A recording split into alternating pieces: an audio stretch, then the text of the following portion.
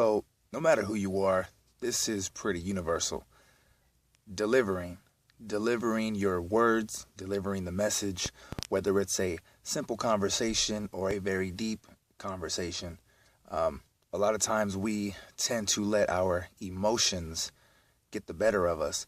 And that's not necessarily a bad thing because emotions drive people. Emotion is what inspires, it's what motivates you, it's what gives you ambition and views and vision. So it's great to be emotional about things.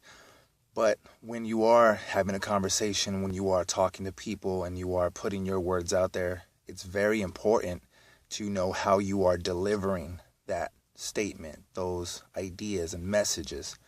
So I noticed that when you are passionate about something, people will think you might be aggressive. And sometimes, and a lot of times, people are very aggressive when they're passionate about something.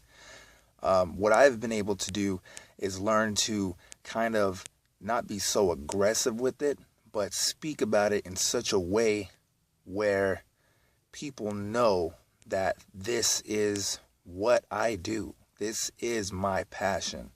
But when somebody opposes it, when somebody questions it or tries to mock or ridicule or anything like that, I don't necessarily defend myself in the sense where they try to throw a punch and then I throw a counter punch.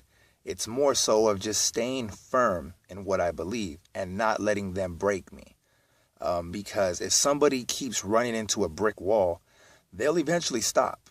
No matter how, big or strong or smart or anything or special that they think they are, they will eventually stop if that wall doesn't move.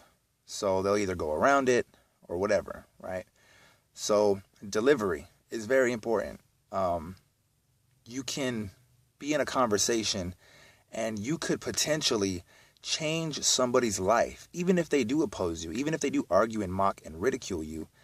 I find it that a lot of people in my life that I've come into contact with, what happens is they will make fun of me or they will make jokes about what I talk about, and it's interesting to them, but it's they don't understand it, so it's easy to just laugh about it and make a quick joke about it. That's easy. But those same people, if I am around them consistently, like work or the bank or grocery store or whatever, eventually, in secrecy, they'll come and they'll ask me questions. Like, well, so what was that you were saying again about dairy? Or what was that about the industry you were talking about, how the medical system does this, but the nutrition system does that? And so I find it a lot that people are not ready to embrace it openly, but deep down inside, they are ready to, be open to it. So it's very odd. When you get people as individuals, when you put someone in a room and you talk to them, they are very smart. They have really great common sense for the most part. But when you start to put people together, bunches, whether it be just average, ordinary people, vegans, religious folks, it doesn't matter. They tend to get ignorant for some reason. And I think it's because they let their emotions run their conversations instead of reason and logic.